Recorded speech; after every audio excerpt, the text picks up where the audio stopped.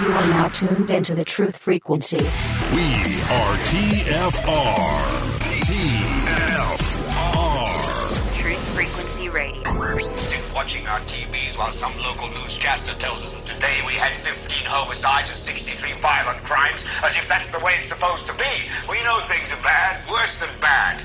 They're crazy. It's like everything everywhere is going crazy, so we don't go out anymore. We sit in the house, and slowly the world we're living in is getting smaller, and all we say is, please, at least leave us alone in our living rooms. Let me have my toaster and my TV and my steel-belted radios, and I won't say anything. Just leave us alone. Well, I'm not going to leave you alone. In every revolution, there's one man with a vision. Captain Kirk, I shall consider it.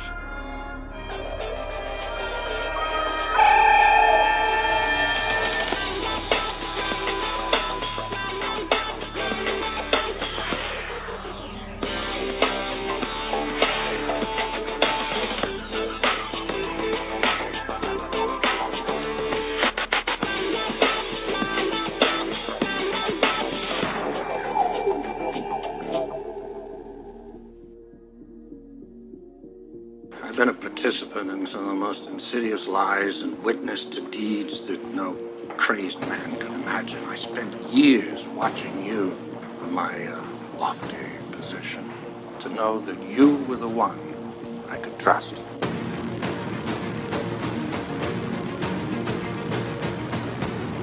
And why did you lie to me? There still exists some secrets which should remain secret. Truths that people are just not ready to know. Who are you to decide that? The world's reaction to such knowledge would be far too dangerous. Dangerous? You mean in the sense of outrage? Like the reaction to the Kennedy assassination, or MIAs, or radiation experiments on terminal patients, Watergate, Iran-Contra, Roswell, the Tuskegee experiments. Where will it end?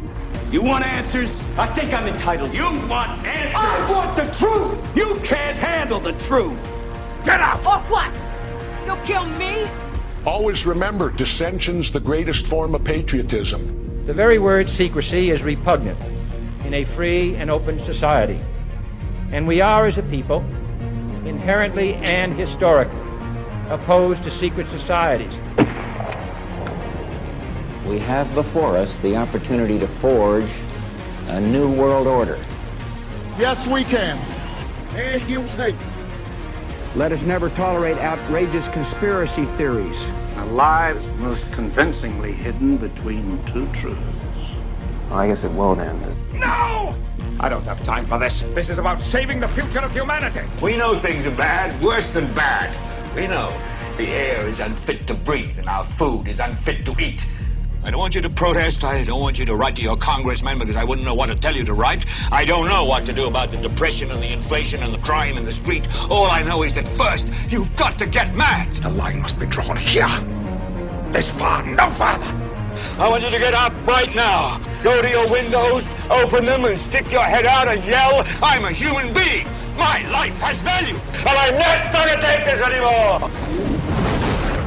You shall not pass!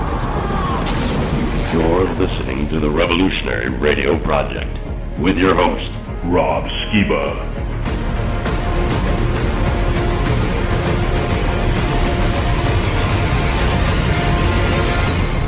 Hello and welcome to the Revolutionary Radio Project. I am your host, Rob Skiba, and tonight I'm bringing back Gary Wayne. He was on our show last week talking about his book, The Genesis 6 Conspiracy. And so since we've already done the introductions and all that good stuff, let's go ahead and just jump right in. Gary, are you there, sir? I am. Sure. I had my mic on mute. So very happy to be back here tonight and looking forward to another very, very interesting show for your listeners. So we're all ready to go. Yeah, well, I had a lot of good feedback from the last show, and I know we barely just scratched the surface. Hey, were you? Did you do a show of some sort with John Pounders from Now You See TV? I've done several with John. Oh, very cool. Very cool, yeah. And I've done, I think, 3 video ones with, make it 4 now with John since about October, and I've also done several audio ones. And if anybody's interested in any of those, they're on my website, www.genesis6conspiracy.com, and also on John's website and podcast locations. So yeah, what he's been doing is sort of focusing in lately on specific topics. So I did one last week on the Templars, and one just before that on the Nazis and the relationship to this whole conspiracy and giants and the mythos that went with the Nazis, and one on Azazel. So it was a pretty interesting show. Yeah, I just was recently on his show and working with him to edit the video of the show that we did. And he usually puts like other shows that he's done sort of in the right-hand column, like thumbnails. I guess people can click on them. And the whole time I was looking at the video that we did together, I was seeing you up in the top right hand. Sorry. No, it's good, man. It's cool.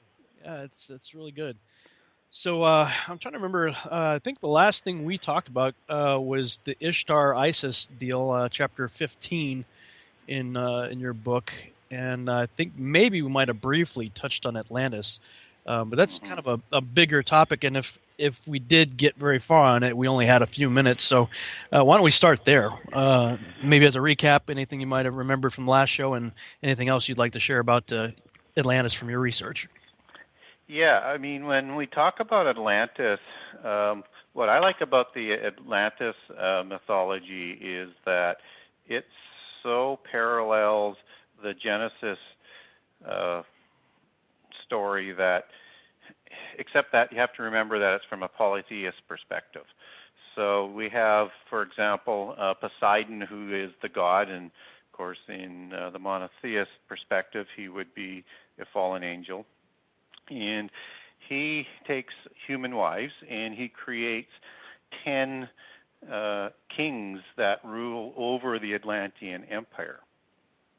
And these 10 kings are Titans.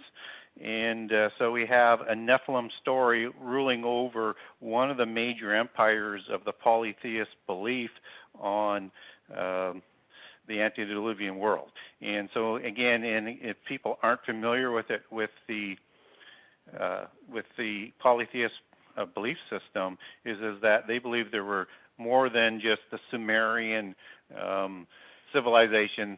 There was at least 3 or 4, and if you expand, as I do in this section of the book, which is section 3 that we're talking about, I'll get into the 7 cult centers, the 7 sages, and the 7 gods that set up these cult centers and empires around the world. So when we look at Atlantis, it parallels pretty much what Genesis is talking about, where you have this creation of these Nephilim. They usurp the kingships. They start wars. They're actually trying to take the whole world over. And as they progress, they become more and more and more evil. And they actually rebel against the gods. And then the gods, and they actually temporarily win, but then Zeus steps in, and I'm sure with Poseidon as well, even though these were kings of Poseidon, but the powerful gods, they line up some other titans, and there's this war, and the rebellious titans are sent away to a prison called Tartarus, which again, in the polytheist belief system, not the monotheist belief system, is one of the ways that, because there are several in the polytheist belief system, how the giants survived the flood, that these giants were protected in Tartarus, wherever that is, in the earth, outside of the earth, wherever. There's different variations on how that plays out. But they escape out of Tartarus after the flood. So this whole sort of thing about what happens with the Nephilim in Genesis, it has more context. Again, understanding that this is a polytheist belief system in Atlantis, but it parallels the Genesis story. And what's really interesting is, as I get further into the book, whether or not you're talking about the Templars, or you're talking about Francis Bacon, or you're talking about Rosicrucians, or you're talking about Freemasons or the Royal College, they are absolutely infatuated with this belief to create the new Atlantis. and they call it in today's religion the New Age of Aquarius. But they want to reestablish the Golden Age, which in their belief system is the antediluvian period, and they want to establish it under the model of Atlantis. So this new Atlantis is to have the same amount of empires in it in the end time as they did in the antediluvian time, and that is 10 empires. And of course, anybody who knows prophecy, all of a sudden you're thinking about Daniel and you're thinking about Revelation. And part of this establishing these 10 empires, and this is probably going to talk a whole bunch about it in this show, is the Club of Rome was, as a secret society, was established to make this happen. And so they envision the world's going to be split into 10 empires. They would call them spheres of influence, economic zones, trading blocks, however you want to phrase it, but they already have the world split into 10, but that's later on in the book. So a couple questions based on what you just talked about. Now, Josephus likens the first generation Nephilim to the Titans of Greek mythology. Mm-hmm. And, of course, in the Greek myths, you have the Olympians, which you mentioned, Poseidon and Zeus, and there would also be Hades, overthrowing the Titans. Now, I have seen compelling evidence on both sides of the flood for the Olympians. Do you place them solidly in the pre-flood world, or do you see the Olympians either making a return or originating in the post-flood world? I clearly, in my opinion, put them in the antediluvian world. Uh-huh. And perhaps some of the unimpassioned ones are still out there, because I look at the highest level as fallen angels, as opposed to sort of the lower level of gods in the pantheon. So I would look at the ones that didn't participate in creating giants or other things that might have corrupted the antediluvian world and who weren't imprisoned into the abyss. I would say that they probably were around after the flood as well and were part of the inspiration to the startup of all the different religions and secret societies and everything that happened after the flood. Have you read any of the works of Dr. Ken Johnson? No. He had a book called Ancient Post-Flood History, and he traces the origin of the Olympians in the post-flood world. But like you, I see evidence of it in the pre-flood world. I took a different view on characters like Zeus. A lot of people want to say Zeus is like a fallen angel because he's always coming down from the sky and mating with women and whatnot. But the reason why I took a different view on it was all the stories of Zeus talk about him being born and growing up and dying. So I couldn't reconcile that with angels. I see no precedence for angels being born. However, the altar of Zeus in Pergamum was referred to in the book of Revelation as the seat of Satan. So it just seemed like, okay, well, whatever was going on with Zeus, he certainly had some kind of affiliation with Satan for the seat of Satan to be a reference to the altar of Zeus that was in Pergamum. Yeah, and I think you have to understand that there are different levels of the hierarchy in the pantheon. And so, for example, and I'm not sure whether we covered this in the last show or not, we might have, but similar to the Anunnaki and the Sumerian mythology and religions. So you have two types of titans.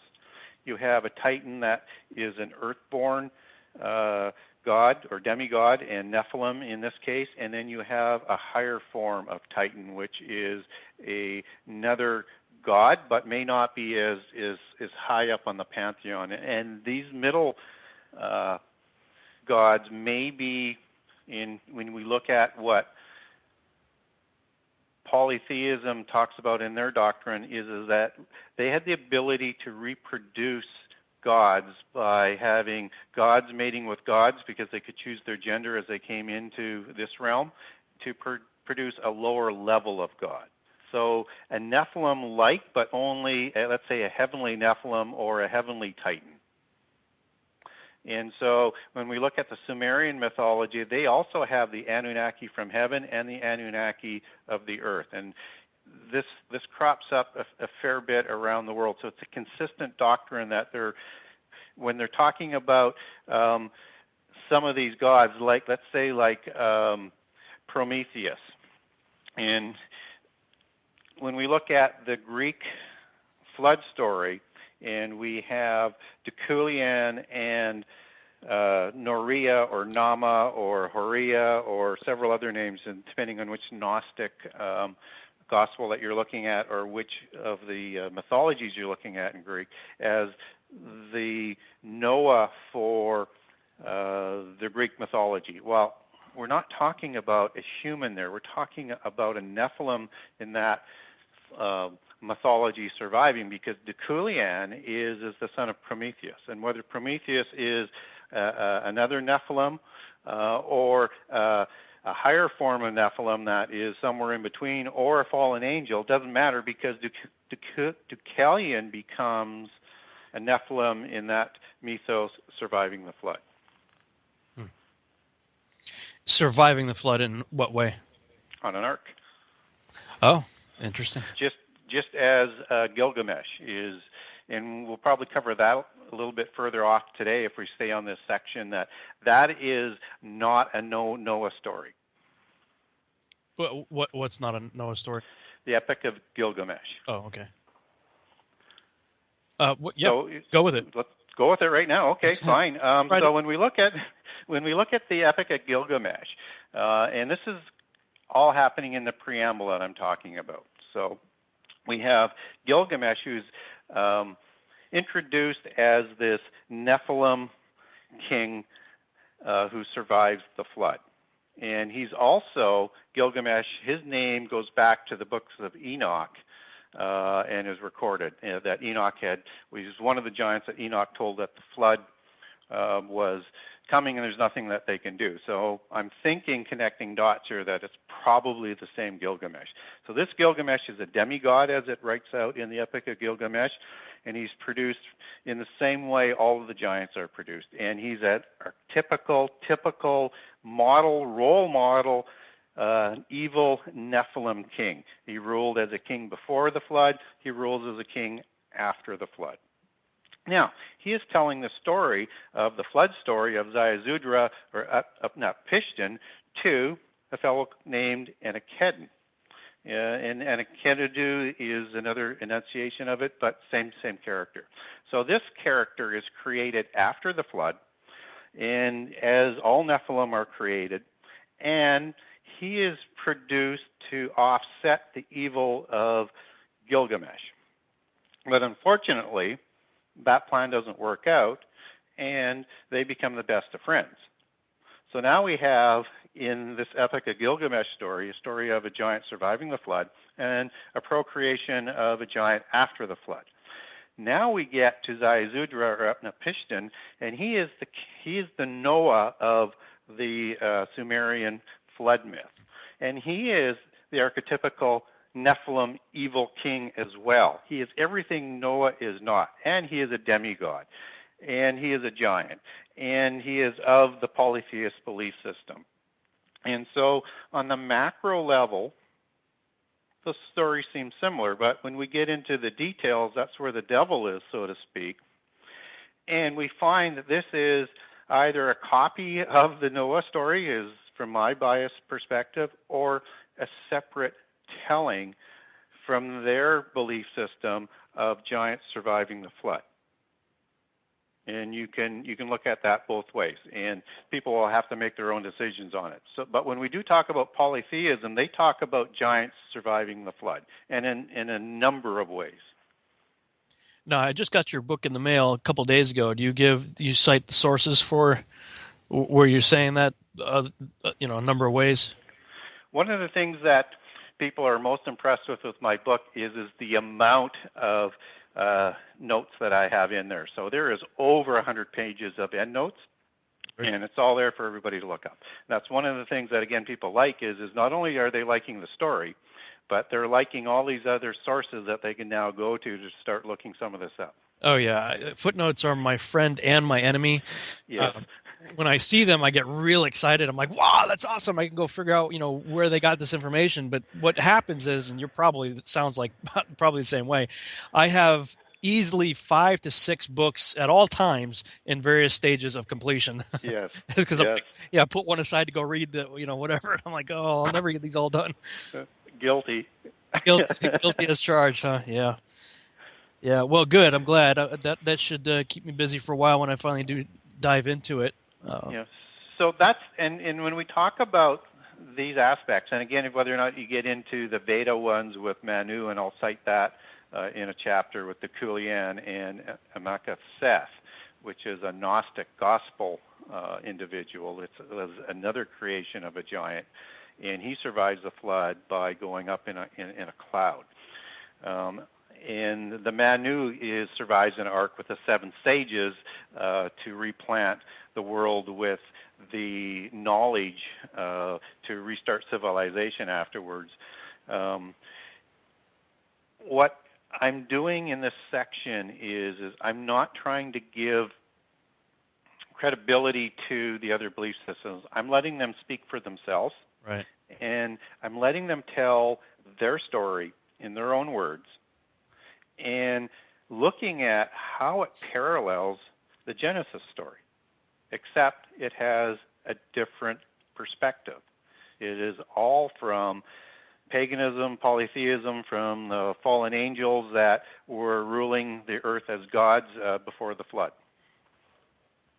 Yeah, that was really my take on a lot of the Sumerian epics and stuff like that. Was basically they're just telling the story from their point of view.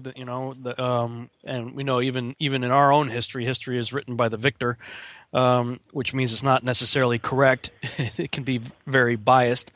And so a lot of these stories that were written, like in the Sumerian epics and stuff like that, were them just putting their own slant on it. And then basically about 850 years or so after the flood, God calls this guy Moses up to a mountaintop and says, okay, get a pen.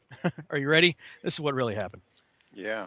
And I'll also introduce in this third section about the Aztecs, and not necessarily Aztecs as the original belief system, but take it back to the Quiché Maya and the Popol Vuh and the Toltecs and the Olmecs, and again, the survivors from this Atlantean story with the god or demigod, because it's not clear to me which, that Quetzalcoatl came across to civilize the Mayan and the Toltecs and the Olmecs.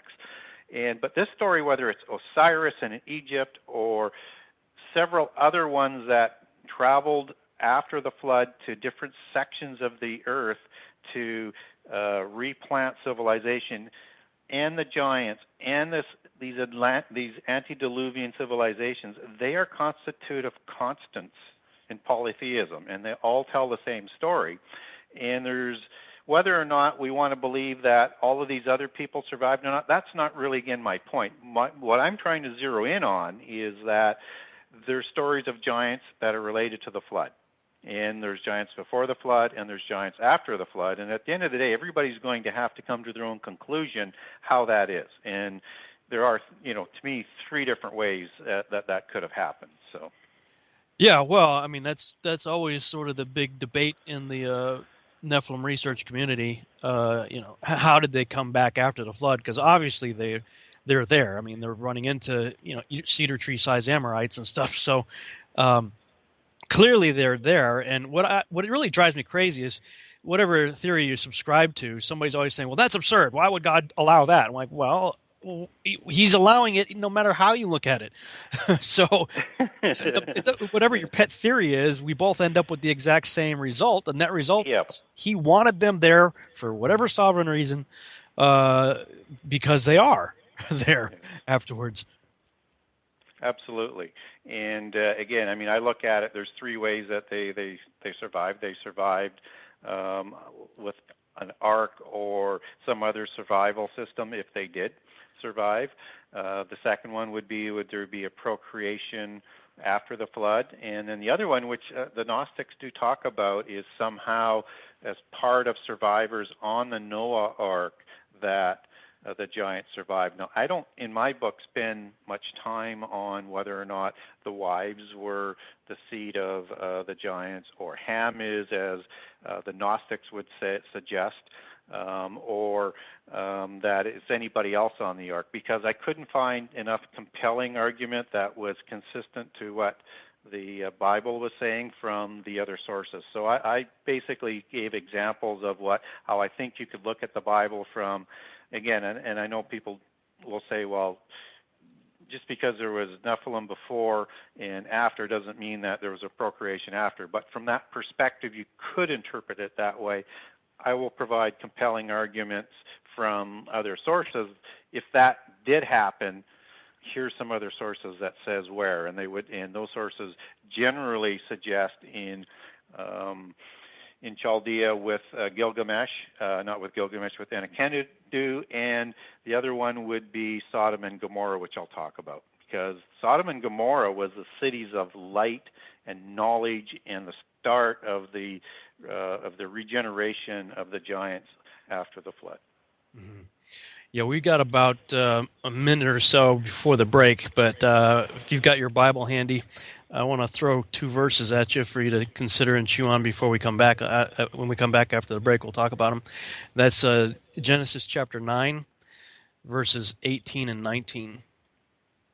I'd love to get your take on Genesis 9, 18, and 19, and then maybe we can segue over to Genesis chapter 10 after that, specifically focusing on chapters 10, verses 6 through 20. That should take us on some interesting journeys after after the break. But I think it's going to be a great discussion. Yeah, I enjoyed it. I mean, when I did my research in my Archon Invasion book, I tried to limit it to the Hebraic sources, meaning the canonized texts, as well as books like Enoch, Joshua, and Jubilees, but still being fully aware of what the Sumerian epics and some of the other ones had to say. I put those aside for another book. Unlike you, I didn't put out an 800-page book. Mine was 300 and change, and I said, okay, I'm going to stop here, and I'll get to that stuff later. Yeah, I took 25% out so I could get it published. Yeah, I remember you telling me that. That's like crazy, man. I've been, 1,000-something pages? Yeah, about 1,100. All right, we'll talk about it when we come back.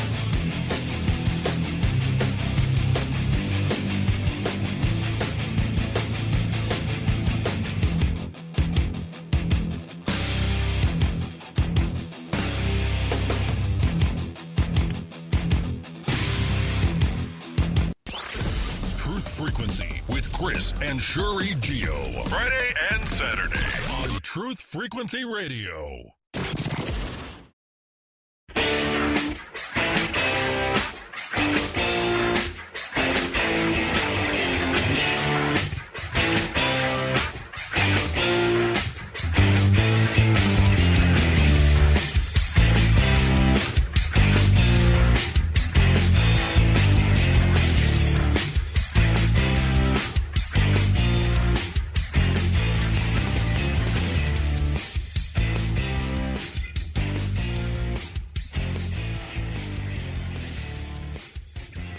And we're back on the Revolutionary Radio Project. I am your host, Rob Skiba, and tonight I'm talking once again with my guest, Gary Wayne, about his book, The Genesis 6 Conspiracy. And right before the break, we were discussing some of the possible ways that the Nephilim giants may have returned after the flood. And I asked you if you could check out Genesis 9, 18, and 19. Did you get a chance to look at that?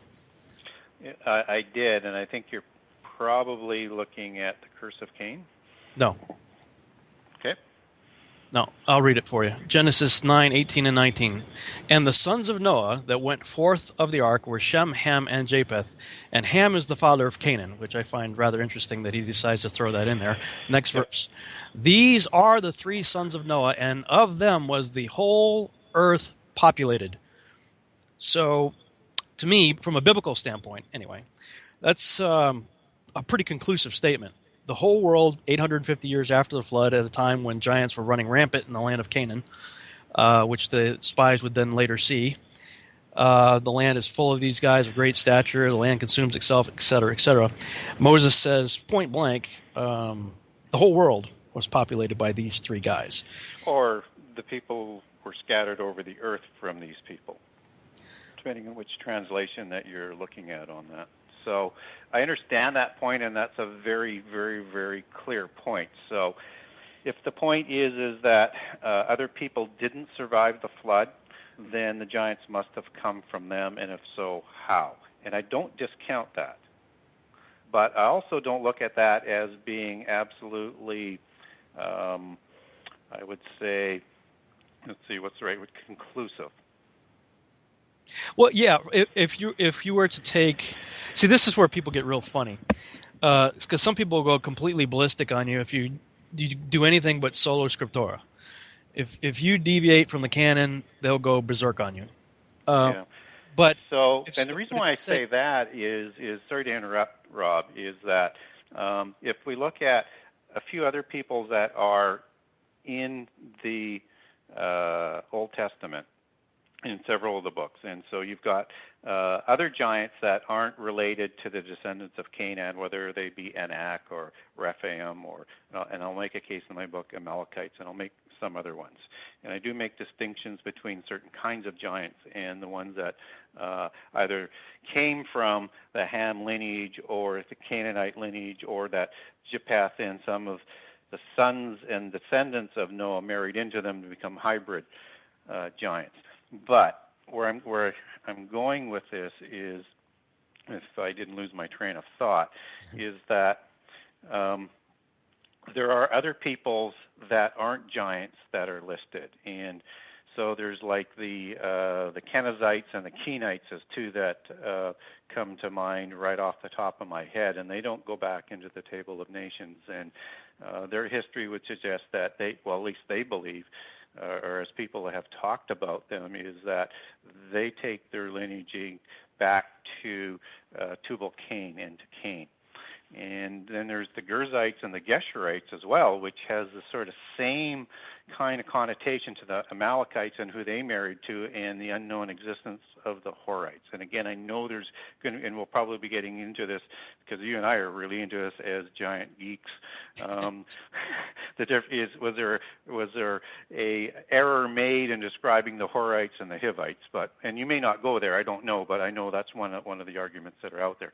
But my point is that there's these other peoples that don't go back to the descendants at all in the Table of Nations, and they sort of come out of nowhere. Let's see. Genesis 10:15 through 19 talks about the Hittites, Jebusites, Amorites, Girgashites, Hivites, Arkites, Sunites, Arvadites, Zamorites, and Hamathites. And all of those are mentioned in many of, or not all of them, but the majority of them anyway, are mentioned several times throughout the Torah as well as the book of Joshua as those that are marked for utter destruction. Sure, but it also doesn't include the Avites, it doesn't include the Amites, the Ozum, the Zamzunites, and other peoples, right? So I'm not disputing that the Hittites or the Hivites, and certainly the Amorites, weren't larger people, and they may have been giants, or they could have been hybrid giants. They could have been offspring, interbred in a larger form. For me, it's an either or. All I do know is they were totally corrupted after the flood, and that they were considered giants in most sort of writings.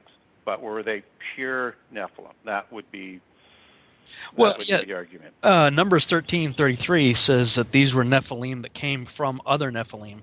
So, and clearly after the flood, you start to see a marked decrease in size. Yes. From like upwards, if we take a cedar tree, Amos 2:9, as a scale, a small, modest cedar tree gets to 35 feet. The cedars Lebanon got to 150 feet, but erring on the small side. Let's say the Amorites were, as described by Amos, cedar tree size, but when you get to Og Bashan, who is an Amorite, he's only 13 to 15 feet, depending on how you read. And Goliath. Well, depending on whether it's a royal cubit or a common cubit. Right. That's why I say depending on who you read, depends on what cubit they're going with. And Goliath, same thing. He's anywhere from 9 to 12 feet, depending on who you read. So they're definitely shrinking. But the Amorites, they're mentioned 85 5 times, I believe, in Scripture, and the Philistines are mentioned over 200 times. Yes. And the Philistines come from Caphtor, son of Mitzrayim, son of Ham, who stepped off the ark with no mention of angels. So, and I'll connect them back to being either a hybrid giant or a purebred that goes way back, like what you're saying. But when you're talking about Og and Sihon as being Amorite, they're also Rephaim. Yeah. And they were noted in Deuteronomy and in what's the other passage? Deuteronomy. Anyways, as the last Rephaim, last of the Rephaim, the remnant of the Rephaim, depending on which translation, and one even is as a last surviving Rephaim, and that's Joshua 12:4 and Deuteronomy 3:11. And what I find really odd on that, because that's why you want to be very careful, or people ought to be very careful to being too dogmatic, even though I want to be, and I know everybody wants to be, is how could they be the last of the Rephites? Because and I'll trace all the way down, and I'll come back to maybe some more examples in around this time. But I'll trace Goliath in the Goliath story as being a Rephaim, and we know there was more Rephaim that were around after Og. So unless they're talking about a pure race that is distinct and different than the Amorites, it's hard to fathom why they would say that. But again, I don't like to get too dogmatic on what any one saying says, because I think the Bible adds to it. It doesn't contradict itself. Yeah, I agree. It does not contradict itself. It's taking a strictly biblical worldview, not paying attention to any of the other writings. It seemed to me that all of the biblical giants that we read about traced back to the people of Genesis 10:6-20, and Doug Hamp actually did a really good job of tracing where the various names came from, and how, in many cases they weren't different classes or different breeds or what have you. It was just the way a different people said, that, well, we call them this, well, they call them this, and he was showing in Scripture how it, in many places, actually says that. I forget which ones they were. Let's say these guys called them the Amims, and these guys called them the Zamzamims. Yep. So he was showing how there was the tie. And when I was looking at the Rapha, biblically, Rob, to underline your point is that Anak, we're told, descend from Nephilim, but we're also told that Anak are Rephaim. So you've got one or two breeds there, because they're all saying the same thing. And then you have the vernacular names that come in. And then there's the Amalekite Horite thing that might be a little bit different case. Yeah. Well, in any case, they're back. They're back. they're back and in the land and doing their thing. Do you think, well, let me ask you this. Why do you think a large population of them settled the land of Canaan? Well, I think they were instructed by their gods and their religion and their priests, because, again, they were, in my view, all of this works together both before and after the flood. And that's what my book speaks to. So they would have known that when the earth was split up in Deuteronomy 32, that the land of the covenant, the land of Israel as we know it, was God's land. Yeah, and that that's right. They would have known that if there was going to be a challenge to the giants, that this land was going to go to the people of the hope of humankind, the future Israelites. And I write in my book that they deliberately went there and laid in wait in ambush to prevent the nation of hope from fulfilling their destiny. Mm-hmm. Yeah, let me ask you this: would you care to elaborate on why that land is God's land?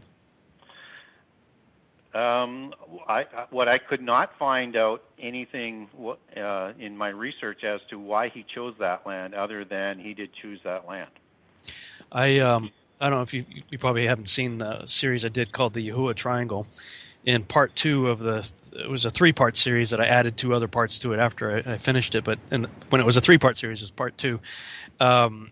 finding the Garden of Eden and a show through the Bible that I believe Abraham, or Abram at the time, was the key to showing us where the garden was and where the 2 trees were in the garden.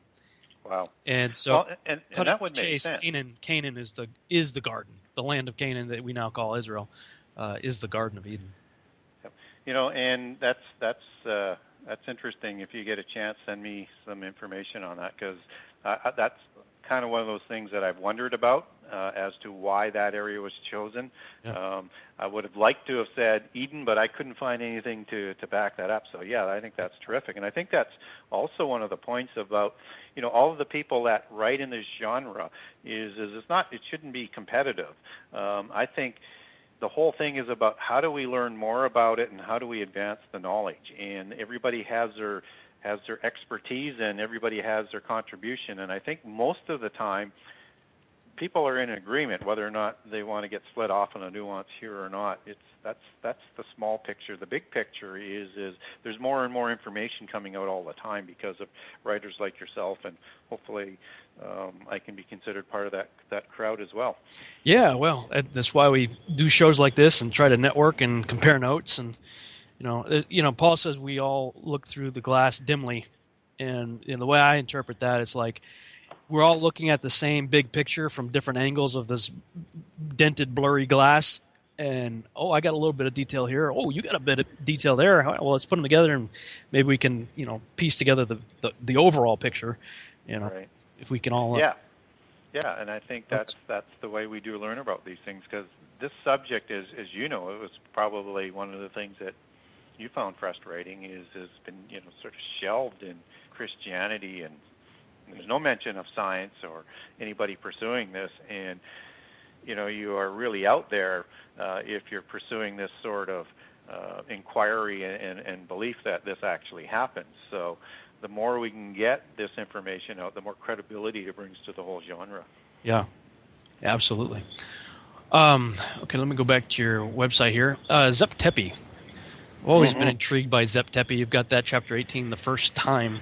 What's Yeah. So again, this section 3 is the global testimony about the antediluvian period and the giants and the flood and what it was like. And so Zep Tepi comes from the Egyptian version of the antediluvian world, again filled with giants. And again, they have their hierarchy of gods. That goes back to the antediluvian epoch, that is, again, trying to be replicated after the flood. So what is Zep Tepi? That's the first time. That's what that translates to. That's the golden age that you'll hear of, whether it's in Roman mythology or in Greek mythology. And you'll hear that in a number of mythologies, but it's this time of plenty.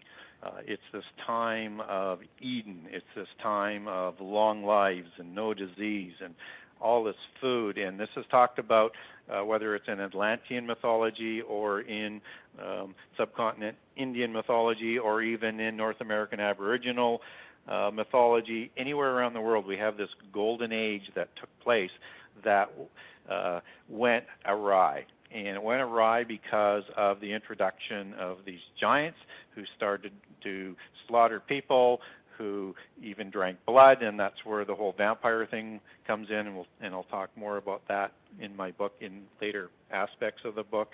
And the whole world became corrupted, and the gods had to bring about the flood to start anew again. So again, Zep Tepi is just another story of the first time. And what I do in that chapter is I bring in a whole bunch of other things about Egyptian gods and things like that, just to give some education and, again, show the consistency in the story from around the world.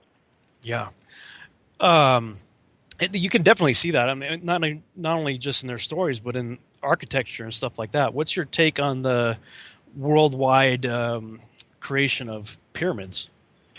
Well, I don't buy the standard chronology by Egyptologists, and I'll give some examples as to why in my book, from why they're dated to before the flood. So I don't buy that. But the real issue to me is who built them. And I do believe they are older than the 23 to 2400 BC that Egyptologists like to date it to. But it's interesting that when you get into the Freemason history of the antediluvian world and their mythology, and I use their mythology and their legends extensively, particularly when we're talking about the legends of Enoch and we're talking about the evil Enoch here and his descendants, is they actually attribute that this building skill of masonry was used to build these monuments and inclusive of the pyramids. But that's letting them talk for themselves. Yeah. When you read the book of First Enoch, you see that he was shown all kinds of, the heavenly tablets, and he was seeing the heavenly books, and, he had full knowledge of all of them, and he came back for a period of time before he was finally raptured, and he was not, for God took him. He taught everything to Methuselah, and then you read Josephus's account on it, and he said that the sons of Seth were the ones who built a monument in Egypt that was based on a prediction that Adam had that the world was going to be destroyed twice, once by fire and once by water. So they were to build two structures, one of brick in case the fire was first, and one of stone in case the flood was first. Well, we know the flood was first. And by Josephus's description, I would say it certainly sounds like that the monument of Isaiah chapter 19, which is also described as being in the center and the border of Egypt, is the Great Pyramid of Giza, most likely the architect thereof being Enoch, passing the blueprints on to Methuselah in the house of Seth. And then other ones seem to be copycats. Yeah, but let's also bring into this discussion as well the ziggurats of Sumeria. Yeah. And so a little bit different construction format, but still the same type of sacred geometry involved, still building a mountain. And I wonder whether or not, and the same thing that happened at Babel after the flood, and I wonder whether or not they're trying to recreate Mount Hermon. Oh, interesting. And in inviting the gods to come back down and do either another procreation. And also what's interesting about the Babel Tower is we look at the translation from a Hebrew perspective where that means the confusion of languages. But from the Akkadian translation, that is the gateway of the gods. Yeah. So El being God and Bab being gateway. Yeah. And so I wonder whether or not there's a lot of that religious sort of symbology that's going on there. And also in the Freemason, and believe me, you can't believe how much information the Masons have on this. They believe that the people in the antediluvian time were organized into communities and into civilizations to build monuments to worship the gods, and great monuments. And then in the other legends, that's where you get into the evidence where possibly it was them and their sciences that built the pyramids before the flood. Yeah. I don't know who built them.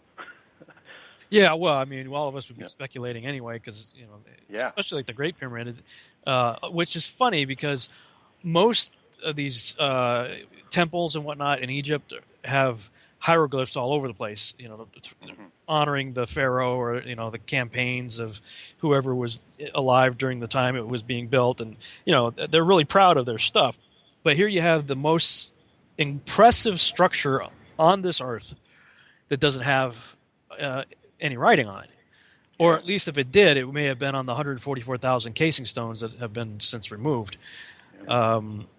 It just seems really bizarre, unless it wasn't meant to ever honor a pharaoh, unless it had another purpose.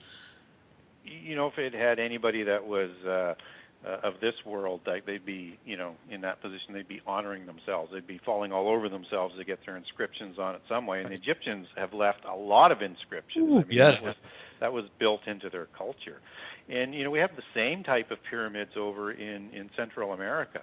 And again, archaeology likes to date those again to being, a couple thousand years old at the oldest. But again, if you talk to the people there and their mythologies, is that they say they didn't build them. It goes back into prehistory.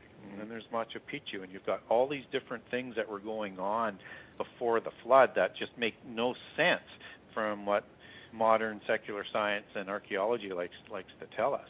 And when you're talking about hieroglyphs, and again, this is coming from what the Freemasons believe, and Enoch, the son of Cain, they believe, and also Orientalist writers, but they're Gnostic and polytheist as well. But so understand that bias. They believe that Enoch invented the first writing and the hieroglyphs as part of this development of these sciences. And they did that so that they could keep track of the knowledge and keep track of the laws and the rituals for this new sun-worshipping religion that they were developing, that Enoch the Evil was, because he was a sun worshiper.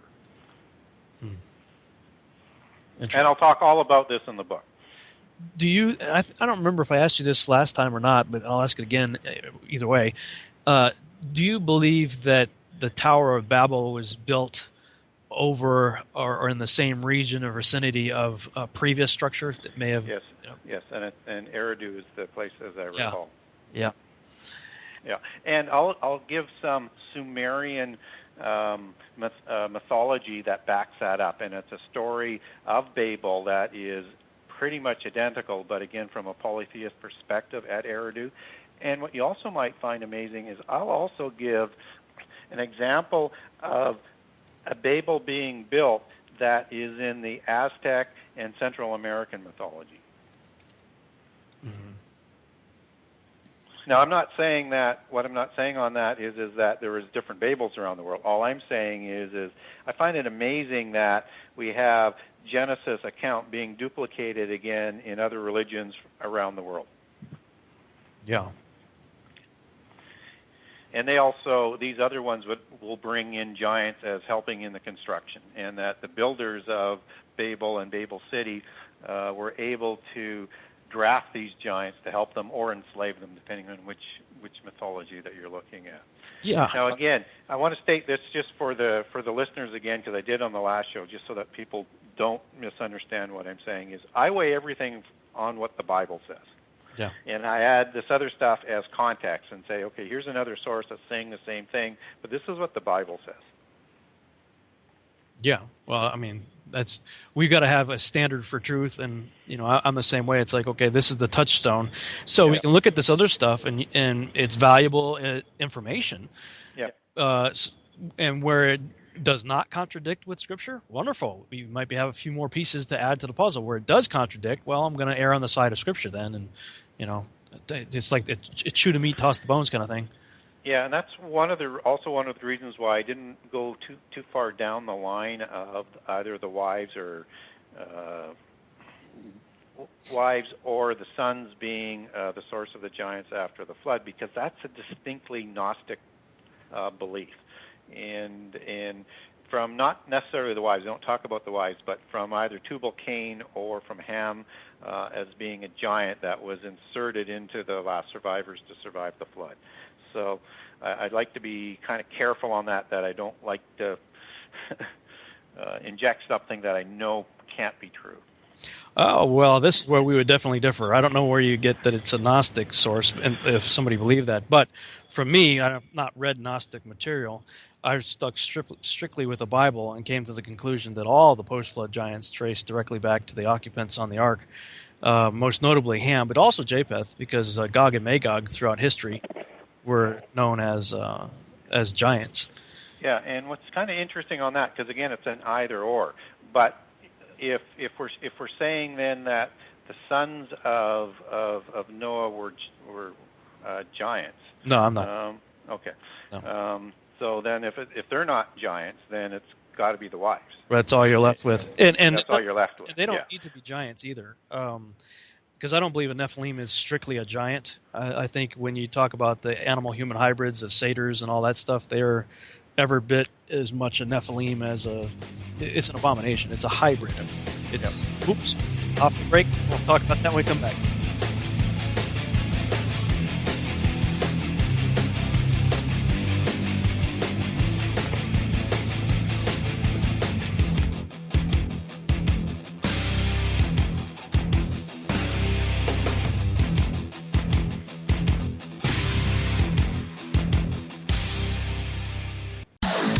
No hate, hype, no fear. We are TFR, your protection from deception.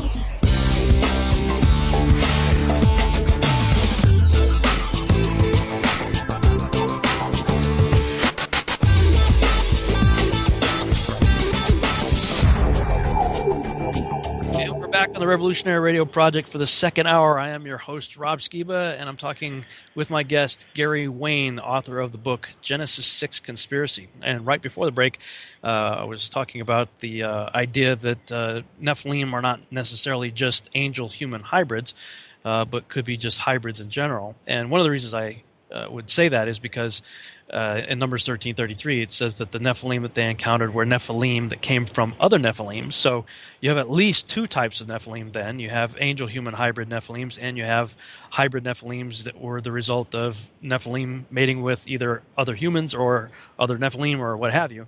And I simply extend that definition to include things like satyrs and minotaurs and centaurs and these creatures that are depicted by numerous ancient cultures. So I wanted to get your take on that. Do you think that they, with all the cultures making depictions, carvings, paintings, and whatnot of animal-human hybrids, do you think that that was all just, everybody being inspired artistically to create fiction, or do you think there was some basis in reality to those creatures? Yeah, I think it's so heavily tied to their religion and their mythology that I don't believe it's imagination. Yeah. And so let's look at the Minotaur, and in the modern Rex Deus mythology, they call it the Quinotaur, but it's the same animal. And this is the bull human hybrid, whether it's DNA or sexual copulation. In this case, it's of a god mating with a bull as punishment for King Minos, as I recall. And so this Minotaur eats babies, and people believe that the Minotaur is the same belief system and possibly the base for Moloch of the Bible, who also had babies sacrificed to him. And so the story revolves around Nephilim again, and Theseus comes over to help free the Athenians who are being sent there for sacrifice every year, and overthrows the king and rescues everybody. But this is all part of the same mythology. And then we look at centaurs, and of course they were made in a cloud again. So is that like up in the heavens? Is that in a spaceship? Is it DNA manipulation? Who knows? But there's something going on that's consistent. And if we go over to India, they got some very exotic ones as well. They've got these gods that have elephant face, and some other really bizarre-looking ones. And then we have the Pegasus, and on and on and on and on around the world. There's these very strange hybrids. I mean, there's too many to list. So, I think again, when you have that much and it's that common in so many cultures, it's demonstrating a common heritage. And so from that, my conclusion, even though it's speculative, is likely true. Yeah. I was when I was a missionary, I was able to go to Greece a couple times, and it was on my second trip that I was hanging out in Cyprus and Athens and all in that general area there. And you can't really look anywhere without seeing the toppled remains of a temple or a statue of a god or some representation of a animal-human hybrid. I mean, it's like everywhere there. And I was, I came back from that trip, and I told my wife, I said, all those animal-human hybrids in like Greek mythology? She said, yeah. I said, it's just so prevalent, that I was thinking, if it's all just myth, like we were told, Homer's Odyssey and Iliad and all that was taught to us as mythology. Well, I mean, George Lucas said that he was creating a new mythology with Star Wars. And I was thinking to myself, man, 4,000 years from now, nobody's going to remember Yoda, But yet these people, the Greek people, I mean, it's still very much a part of their culture. So much so that a friend of mine told me when I was referring to it as mythology, he said, Rob, stop. You keep calling this mythology, but in my schools where I grew up, they taught that to us as history. And I said to my wife, I said, I think that stuff was real. And, we had a nice conversation. She went to bed.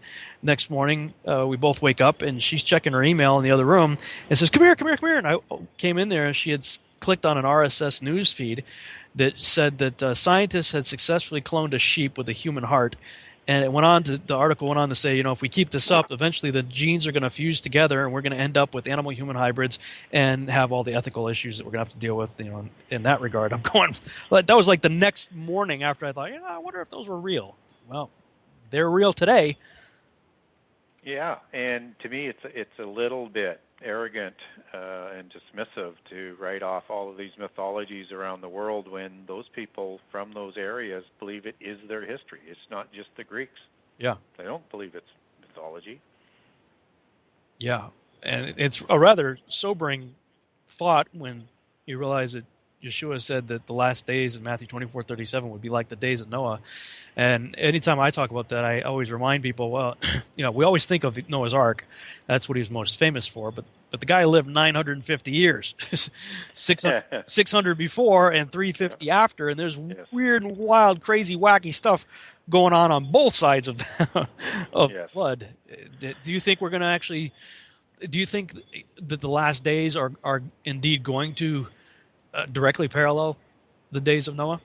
I think there's going to be a lot of similarities from technology, advancing rapid, uncontrollable technology to hybrids, and if we look at Revelation, we already know that there's demons and there's these creatures who are probably the descriptions of fallen angels coming up out of the abyss. I think we are instructed by our Messiah to understand the days of Noah, and he even goes on to say, they were eating and drinking so that you understand it's around the flood period. And so I think it's got to do with all of those aspects of what was happening in the first apocalypse by water, that the second apocalypse by fire, the circumstances are going to be the same. Again, that nothing is new under the sun. But even if it is after the flood, which I'm not part of that, I do recognize that Babel with Nimrod and Hermes and the starting of the seven sacred sciences and mysticism, and again at Babel with the wise men and the Chaldeans and everything that flowed out of there afterwards. And Nimrod is an antichrist figure, and at least from a biblical perspective, those are the only people on earth, and he's got full sway like an antichrist with a universal religion that is the religion of Babylon. I think you can look at that on either side of the flood and say, take your own parallel. I'm comfortable with both. Yeah. Yeah. Well, I mean, it is a sobering thing.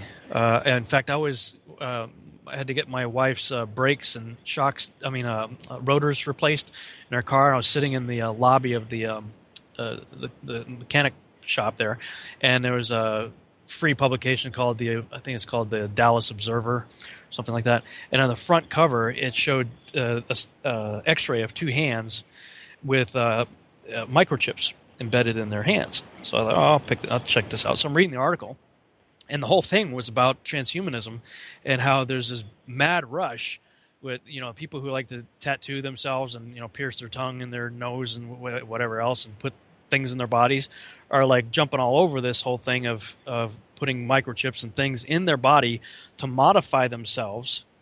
And it was like this whole rave thing that apparently Dallas is like a big hub for this techno-hybridization transhumanism deal. And I'm like, wow. I mean, between that and what scientists are doing in the laboratory, I mean, we are rushing headlong right exactly into the days of Noah. And it's my feeling that Genesis 6:3, where it talks about that they had 120 years, was the warning flare that went off. It said, basically, guys, if you don't knock it off, you've got 120 years. And then I'm going to wipe everything out. And I feel like we're now taking our steps into that last 120-year warning.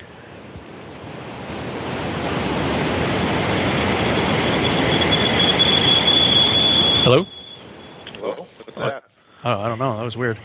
It's like it was like a jet flying over. Yeah, I don't know. Yeah, and it's interesting again, and then people, you can look at that 120 years. Is that the length of the life of the antediluvians before the flood, or was that limiting life to that age? And I know Josephus, who you like to quote, and I like to quote as well a lot, he actually notes that was the years that the giants were going to be permitted to live for. But again, we're slicing details on that, which when we get into this whole aspect of transhumanism, this is still the Nephilim doctrine, and it's the new man doctrine as modern understanding would have it, that came up with the progressive movement and the Nazi movement with genetics, and transhumanism is just an extension of that. And if we look at how this connects through, and you talked about the knowledge exploding at Babel, and again, I'll talk about this in the book to a certain degree, that this is when the 7 second sciences were redeveloping at Babel under Hermes and Nimrod, and that anything that working together as one people in one language, nothing would really be preventable, or that they could almost do anything that they wanted. And I think that's a reflection on this knowledge that they're talking about. But this whole knowledge base, new man, Nephilim, superhuman thing is all part of this polytheist doctrine. And if you look at how science was created, it was started, the modern era of science transferred from, let's say, sorcerers and magicians, as they would call themselves, to the Royal Society in about 1660. Well, who was this society created for? And what was its purpose? Well, this was created all by Rosicrucians and Freemasons to honor the great architect of the universe and to find out knowledge and more knowledge about the great architect of the universe, who is Lucifer, in their belief system. All of this is the same story being told all throughout history. It's the same religion and the same philosophy. Yeah. Nothing new under the sun. Nothing new under the sun. Okay, let's get a little deeper here in your book. What's the People of the Plain, chapter 28? Well, the People of the Plain is just a story of the people coming down from Mount Ararat and just before Babel, and how Nimrod takes over. And so I'm telling in that, bringing in a lot of Jewish mythology, and they have a lot of history that they have in their mythology. And I'll use Louis Ginsburg as my main source for Jewish mythology, and he was considered one of the giants of getting the various myths. No pun intended. Yeah, so to speak, yeah. And he has several books, so I lean on him to sort of bring some Jewish additional information to the table from a mythological perspective. And so I'm just sort of preparing at this point in that section of the book of the People of the Plain for Nimrod and Hermes and what he had set up and what he tried to do in the chapters. What I mean, I've always kind of joked about it. If their goal was to build a tall structure, why would they build it in a plain? It seems to me that if we go the route of an enclosed circular world under a dome, it may make a little bit of sense. But it seems like if they were actually trying to get into heaven, they would start on top of a mountain, unless it was some sort of a Stargate type of scenario. Is that sort of where you go with it, or what's your thought? Yeah, it's a shrine for sure, or a monument, and to who? And it's obviously not a monument to God in terms of respect, because God doesn't let it be completed. So it's obviously then a sign of disrespect or honoring their own gods, and that arrives at the same end. And so a lot of the mythology will have Nimrod climbing up and creating these terrific speeches, similar to an Antichrist figure, on how if God ever gets out of line again, he'll climb this ziggurat and he'll fire his arrows and he'll slay this evil god because he's not stronger than the gods that they worship. And this whole thing about why they built it is just honoring their gods, and it could be to recreate Herman as a Stargate, and this is speculative, but it could be. But I do believe there's a correlation there to honor Mount Hermon, where the giants were created, because the society that Nimrod created was like a Nephilim king would do. And so Nephilim or Nimrod would either be a Nephilim or a Nephilim hybrid or a Nephilim wannabe. I fall on the perspective, and a lot of people think he's giants, but I've come down on it just from my own research and speculation, is that he probably wasn't, because he's in the Table of Nations, and but I also respect that a lot of people think that he was a giant. But at the end of the day, we have the giants, we have the 7 sacred sciences, we have a manifestation of this religion, these sciences, and what the giants like to do in a pyramid, which is what they were building, and it was either to have the gods rejoin them to procreate, rejoin them just to rejoin them, or it was to honor Mount Hermon. All of it leads to the same end, in my opinion. Yeah. I lean toward the idea that he was not born a Nephilim, but that he genetically modified himself because of the way it's worded, not only even in the English, but also in the Hebrew, but specifically the way it's translated in the Septuagint. That was it Genesis 10:8 and 9, I believe. It says in the Septuagint point blank that he became a giant. But the word began in Hebrew it's used, the same word is used elsewhere for defilement, prostitution. Usually has some sort of sexual connotation to it. So at least it appears that through some sort of sexual manipulation of some kind, he may have modified himself. And I wonder, and it's speculation, but I wonder, because Jubilees tells you that Arphaxad had a son named Canaan, not spelled the same way as Canaan, and his name is omitted from the King James Table of Nations, but it's in the Septuagint.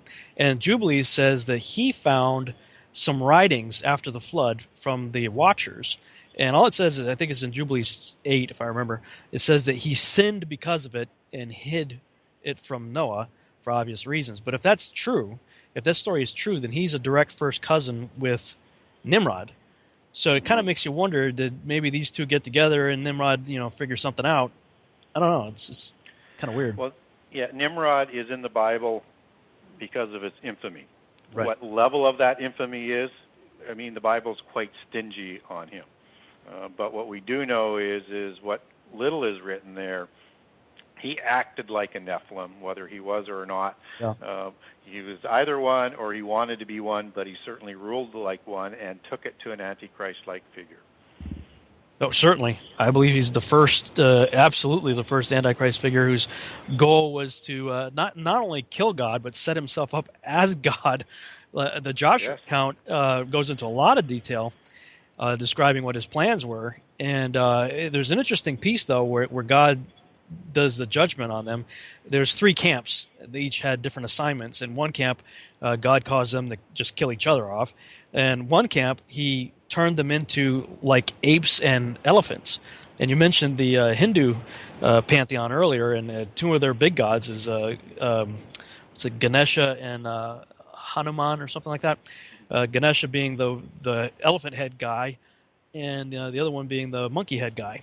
And so it kind of makes you wonder if that story is to be taken literally, if that whole group of people who went away from the Tower of Babel as mutants or some sort of abomination went off and settled the area of India and became the gods that we see over there. Well, what we do know from history is that the religions of India, Buddhism, and then the religions that went to China, whether it's Confucianism and over to Japan, that's all has the same root that was exported out of Chaldea.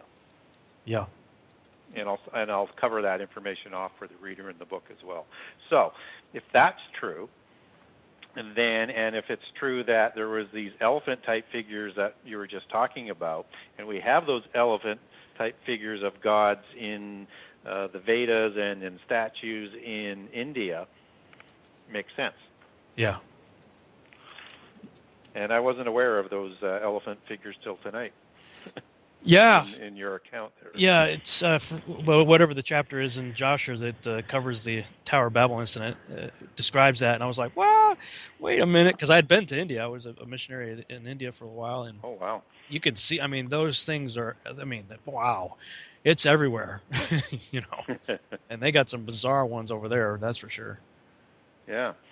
So, and then of course the other third, the remaining third, were the ones that God confounded their languages. And so it's interesting because when you got the other third leaving the Tower of Babel, all talking about the same guy who was the emperor basically of the world at the time, Nimrod. Now he's taking on other names, and then you start seeing various depictions of a sort of a hunter, war / agricultural god. That many of which the synchronicity is too in your face to ignore. That it appears to have they funnel right back to this one guy. So yeah, and I think the god is it Nimru that they merged them with in those writings. Well, there's several.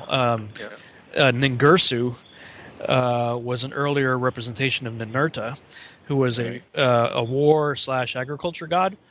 That eventually they split. They took the agriculture part out and the war part out, made two different entities, to symbolize those. And interestingly enough, those two are symbolized in the front entrance of our nation's Capitol building. You have Mars on one side and Ceres on the other. Yeah. Amazing how that happens. All the other Egyptian symbolism that's also in Washington. Yeah, big time. Well, okay, let's see. Moving on. Let's see what else we have. Okay, what is when you're talking about the curse of the Amalekites? Curse of the Amalekites. Okay, so that is following the destruction of the Amalekites. And the curse comes from Moses and from God for attacking the Israelites when they were still sort of a worn-torn, ragtag tribes of, slaves that had just come out of Egypt. So Amalek, who is from another line of Abraham. So you have, when that split up, you had Jacob and you had Esau, and so Amalek descends from Esau, I believe it's his grandson, and so the Amalekites are these people that are trying to usurp the Abraham covenant, the Messianic covenant, and the birthright covenant that they thought their ancestor should have had. But they did not get it. And so they attack Israel first when they're weak and not ready for battle, not trained. And Moses and God look upon that, and most of the listeners out there who are familiar with the Bible will know this story, that they looked upon that in disdain as the worst thing possible. And so this curse remains, and the Israelites are instructed that after they've taken the promised land and they have a land of peace, that then they will go back and take out their curse on the Amalekites. But the Amalekites, the reason why I'm talking so much about the Amalekites is that there was a giant in prehistory named Amalek, and that it's not clear whether or not Amalek of Esau started the tribes and nations of Amalek, or this descendant of Esau actually took the name of the Amalekites. And so when I look at sources, whether it's Unger's or Nelson's on dictionaries and encyclopedias and that, this Amalekite nation is very, very unclear, and I'll make a case in the book that they're probably the Horites. Or there's two different tribes there, but they have this ancient sort of history, and they have this antediluvian connection, and I'll follow that through. But at the end of the day, they were either a hybrid set of giants, a purebred set of giants, and I'll lay both of those cases out, and they attacked Israel right in the beginning of the Exodus. And when I'll make a case further on in the book with King Saul and King David that part of their covenant, their kingship covenant, was to finish dealing with these giants and wipe them out, and Amalek was included in that. Yeah, we just read it in the Torah portion last weekend in the book of Exodus, that there's basically never going to be any peace for the Amalekites. God's just going to, he's got a vendetta. Well, and what makes them unique is the Amalekites swore a blood covenant to wipe Israel from the face of the earth. And God's like, oh, yeah? And so the punishment was leveled in equal proportions to them because secular history does not record the Amalekites. Oh, interesting. Only in biblical history. And so it is absolutely divine proportioned judgment for how they were judged and what they were trying to do. Again, I do believe that they were trying to usurp the birthrights and the Messiah birthright, and as part of taking that whole succession of those gifts into the Nephilim bloodlining. Okay. And I'll lay that out in the book so that kind of makes some sense. Because you are talking about two different peoples. You've got the Amalekites that descend, as the grandson of Esau. And then you've got marrying into these tribes in the land of Seir. And where did these people come from? And they amalgamate into this great Amalekite nation. Well, Ishmael marries into the Canaanites, and later Esau marries into the Ishmaelites. Yes. So, and Arab means mixture. Yes. And so, it seems to me that's where we see the bloodline crossing over, was when that happened. Assuming the Canaanites are in fact by and large Nephilim. Back to much more.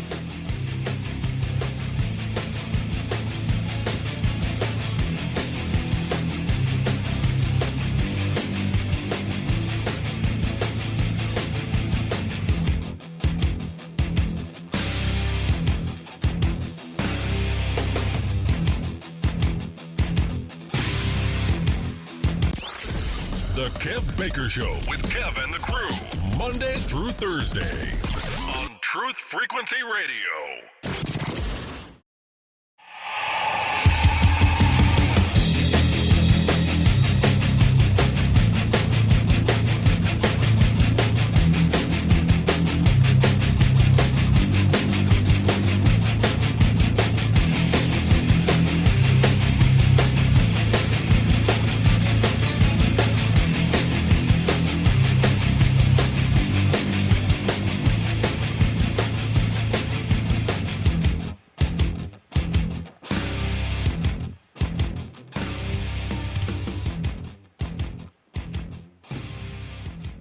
And welcome back to the Revolutionary Radio Project. I am your host, Rob Skiba. For the final half-hour segment of this broadcast, I am talking with my guest, Gary Wayne. We're talking about his book, The Genesis 6 Conspiracy. Gary, where can people get your book and find out more about what you're doing and what you've written? You can get my book through my website, www.genesis6conspiracy.com. If you want a signed or personalized copy, that's Genesis6conspiracy.com with a 6. It's also available through Amazon, Amazon.com, CA, all the Amazon onlines around the world.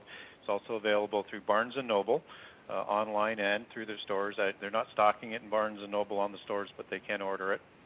It's also available on most online bookstores around the world. And if you want to go into your local Christian store, to a bookstore to buy it, you can get it through them as well if you would like to support them. My book is distributed by Send the Light Distribution, who supplies the Christian bookstores. Oh, very good. If you're looking to follow me, you can follow me at Gary Wayne 63 on Twitter or on Facebook as Gary Wayne, and I also have a couple of Genesis 6 conspiracy pages on there as well.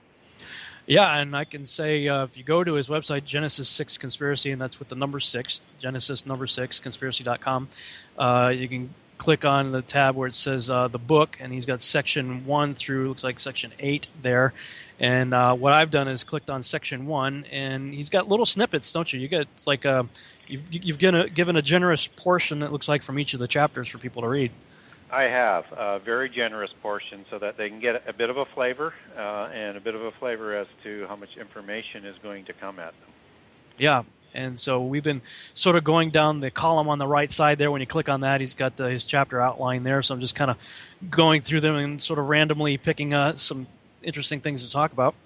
What about chapter 40, the new man? What's going on with, what's the new man?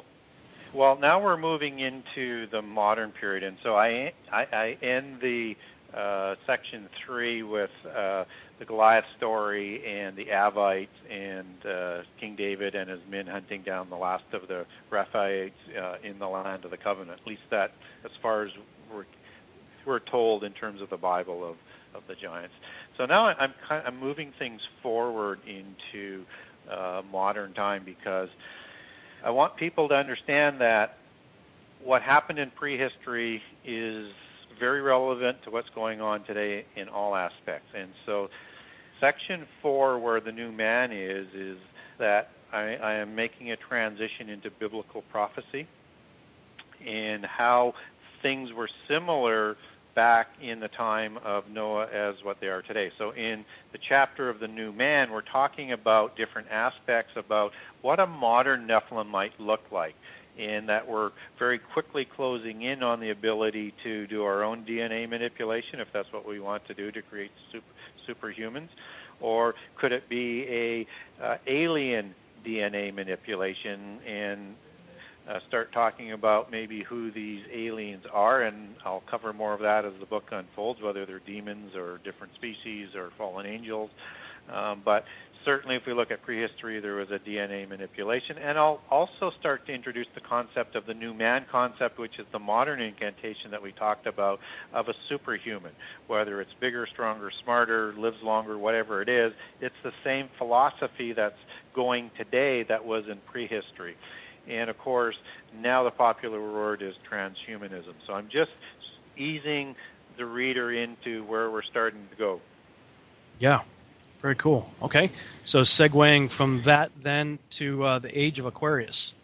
Yes, and again, talking a little bit more of the age that we're in and how the polytheists will look at it, that they have end-time beliefs and end-time prophecies as well, whether they're 100% accurate or not, but they do have this rendezvous with destiny, this new age where there will be the opposite of what we think as to who's going to be the weeds and pulled out, and that the age of Aquarius is the new age millennium. And I'm now introducing this belief system into and sort of shadowing what it does with prophecy. And that they also believe that in the new age of Aquarius, that this epoch ends in apocalypse as well, and by fire. And I'll lay that out in terms of how they believe that. So again, just sort of moving this forward into some of the more major prophetic aspects of what section 4 will talk about. Okay. So yeah, it looks like we're moving progressively into more, deeper territory, at least from our context anyway, segueing into the modern times, in the New World Order and all that kind of stuff. Yeah, so section 4 is, most Christians will be quite familiar with prophecy, and I'm just laying out not a detailed aspect of all of prophecy, because those are many, many books in themselves, but just like the major issues of prophecy, and introducing what the other side talks about, preparing them for what I'm going to talk about in the rest of the book, and that how they're going to bring about the end time. Yeah, excellent.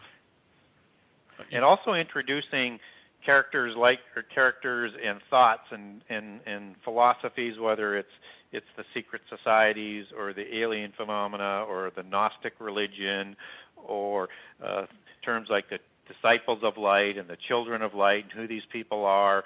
But it's not in super long detail, because we're trying to cover off in here just the main characters, and then the last sections will really start to dig into these aspects. Very cool. So then what is the sign of Noah?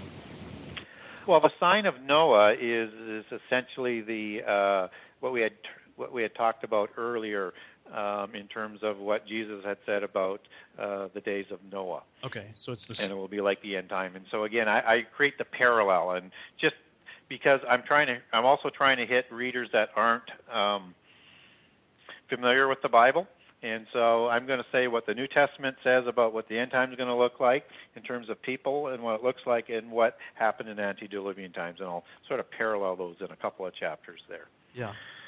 Okay. And I'll also move, as we're moving forward into here, we'll get into the Babylon chapter, Babylon City, and I'll describe who Babylon is, and that I'll break down Babylon as being a combination of almost government-like, but a religious government that works with the New World Order, but a religious center and a business center of the world.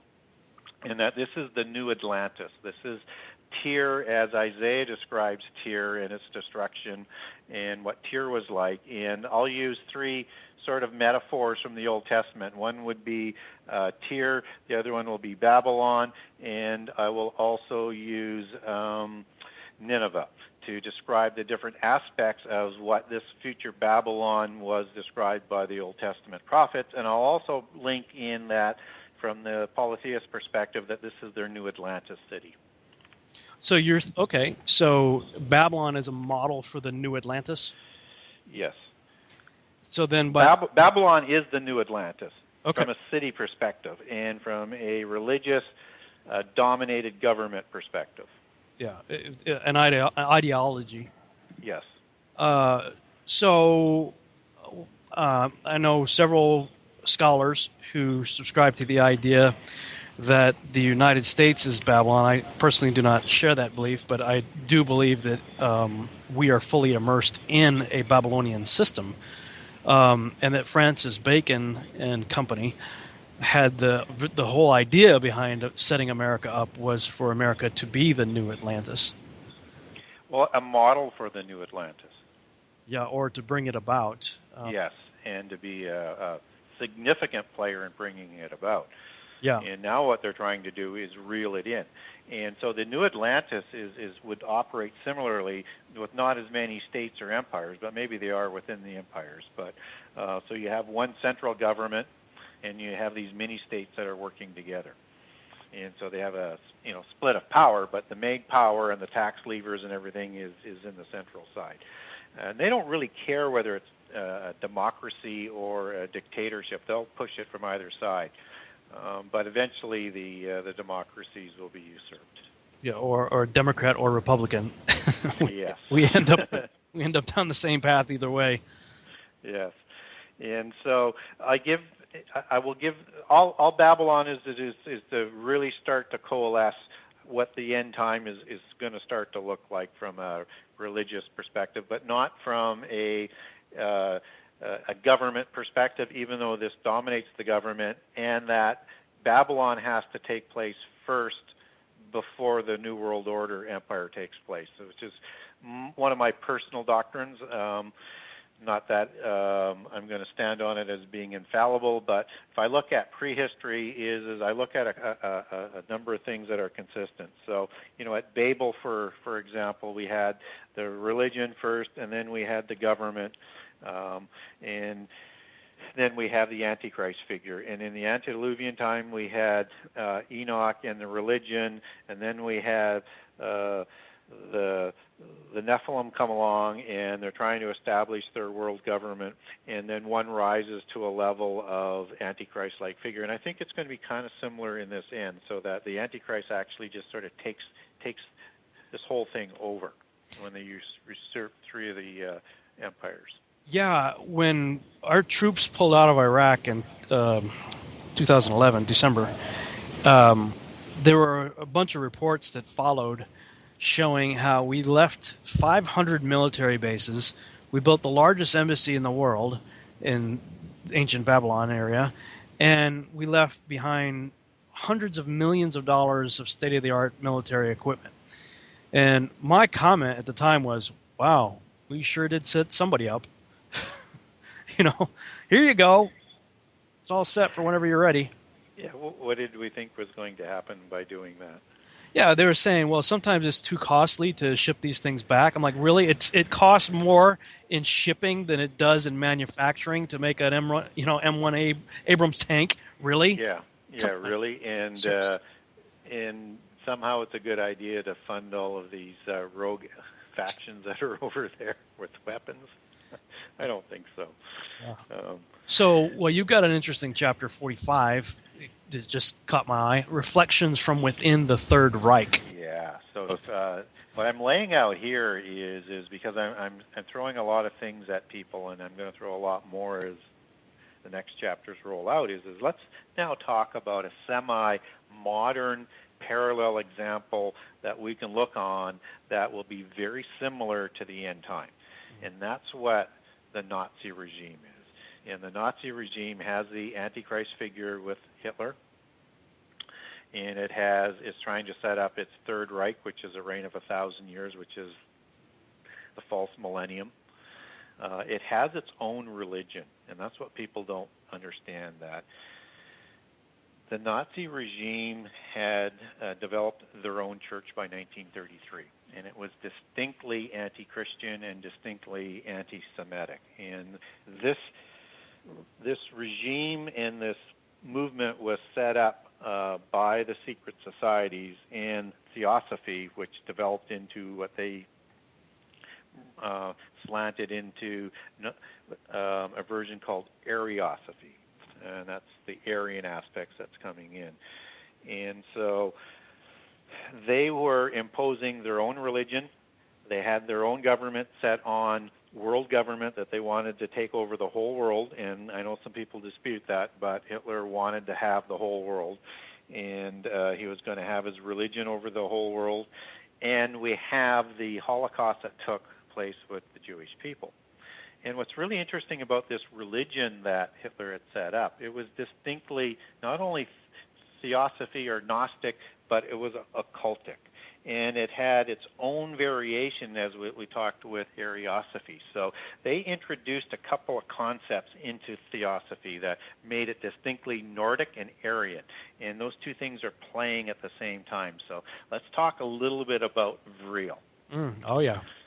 Okay, and that's a Rosicrucian doctrine. But it's a potency in the blood that will sponsor a future race of superhuman beings. Okay, so now we have this blood thing that's going on, and these super beings. And I know there's a lot of speculation of Rh negative. I'm not linking that. I think Rh negative is interesting. All I know is what the Vril is, and that's something special in the blood that comes out of prehistory that's going to produce super beings. And they overlaid another idea that was, and just before I move on that, Vril is also a belief in a doctrine based in race purity and bloodlines. And of course, these bloodlines go back to prehistory. And Volkisch ideology, also known as Das Volk or folk soul or the new man concept, again, to create this new Nephilim. So we have all of this brewing, just as what we did in antiquity and what will happen in the end time. And of course, Volkisch ideology that is overlaid on this religion and in their whole political doctrine, it's based on a hero cosmology or a hero collective. And when I talk about hero, I'm talking about ancient Greek and Atlantean heroes. And this is the inclusion into this Volkisch ideology of the Thule, which is the Aryan ancient or Aryan antediluvian society of Atlantis. And so they believe, as the Aryan concept, that they are descendants of these Aryans from Atlantis, or giants. And this whole blood Nephilim thing interbreeds. And so all of this comes together in this awful, horrible thing in Nazi Germany. And I think we can look back and also lay out a number of interesting things in this chapter for people to look at, that take a close look at this as a religion, as a government, as a belief system, as a political belief system, and what they did as to what's going to happen.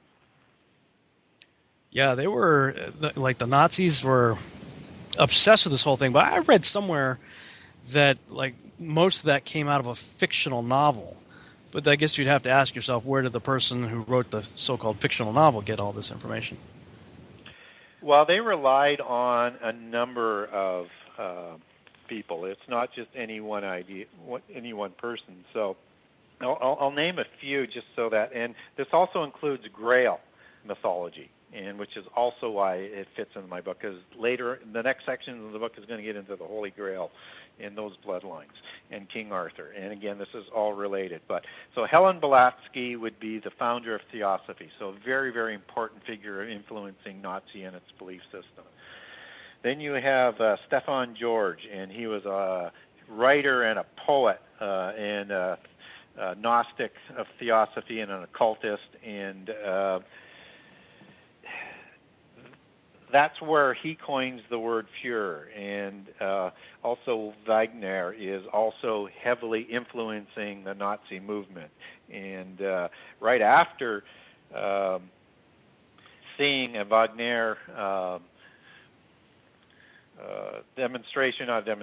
a concert, a theater, that's when, in 1933, after that, for inspiration, Hitler goes out and announces his Reichschurch. There's von Liszt, there's Jorgen Lanz Liebenfels, there's Sabetendorf, there's so many other people that were affecting and pulling this whole thing together from all these whole bunch of different levels of Germanic society, and different organizations that were also funding these groups. So we have different orders that were being developed, and these are secret societies and rogue Freemasonry movements that are working together with this Volkisch ideology and this Gnostic religion.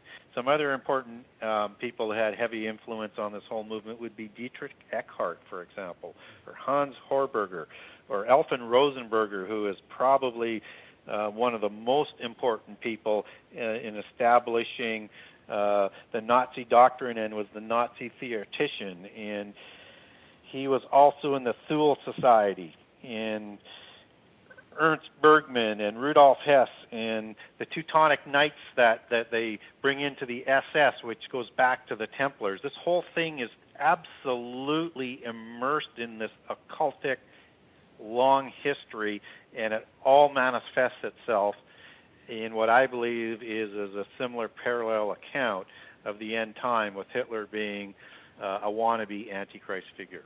And he looked at himself as a Messiah-like figure. Well, I can imagine anybody who was living at that time, who was a student of Scripture, they had to have been thinking, this is it. This guy's got to be it. Yeah, and the swastika logo comes right out of Eastern Buddhism, and was adopted by Helen Blavatsky and several other of these people as their symbols and their seals that they were using on their writings and things at that time. And you also have to understand that Rosicrucian orders were a big part of this, and people talk about Aleister Crowley as being part of the Golden Dawn. Well, he associated and supported the Nazi movement, and the Nazi movement was also funded by the major banks. And the reason why they were bringing along the Nazi regime is another belief system that they had originally funded went rogue and got out of control, and that was communism. So they were placing Nazism in place to take care of the first problem, and then Nazism got out of the box and out of control.